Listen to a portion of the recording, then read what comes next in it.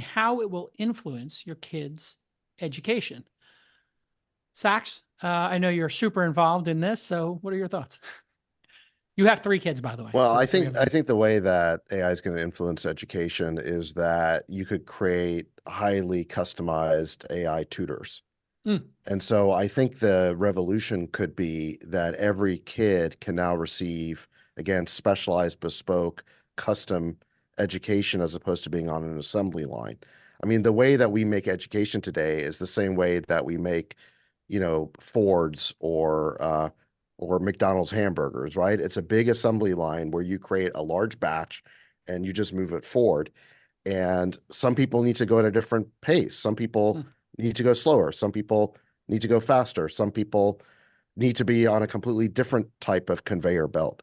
And you don't get any of that right now. And with AI, you have the ability to cost effectively deliver, again, a highly customized education experience for every child. So I think that's where it's going, but it's going to take several years to play out.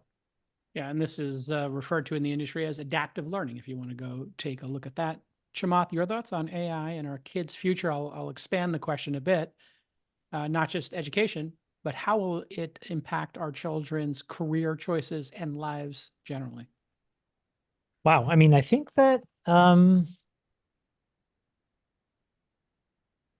I think the nature of work is going to change really profoundly. And I think that right now we have not equipped people to take advantage of it. So the things that are like known knowns, to use the Donald Rumsfeld quote, will be automated away.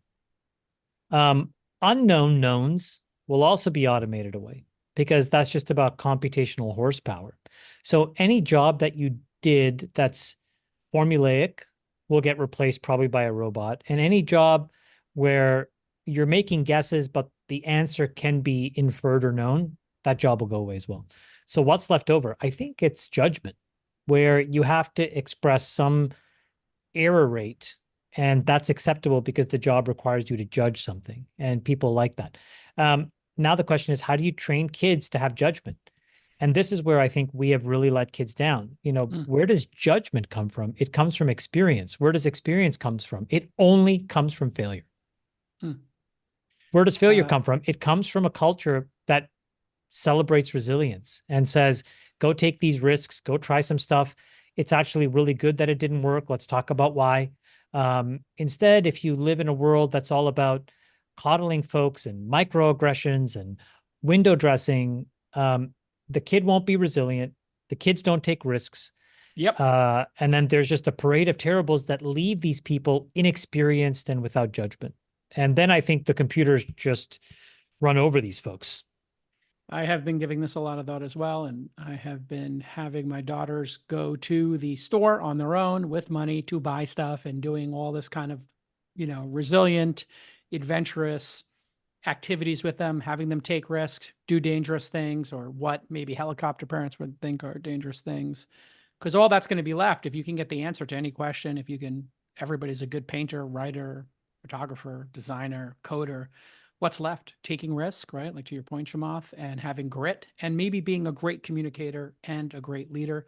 Freeberg, are you thinking about this at all? AI's impact and how it's impacting how you parent your children? I mean, I think it's just finding leverage. The transitions that are possible with every technology frontier in human history have been ones of leverage where the human role can scale up. And, does it really matter if you know how to do good handwriting when everyone's typing?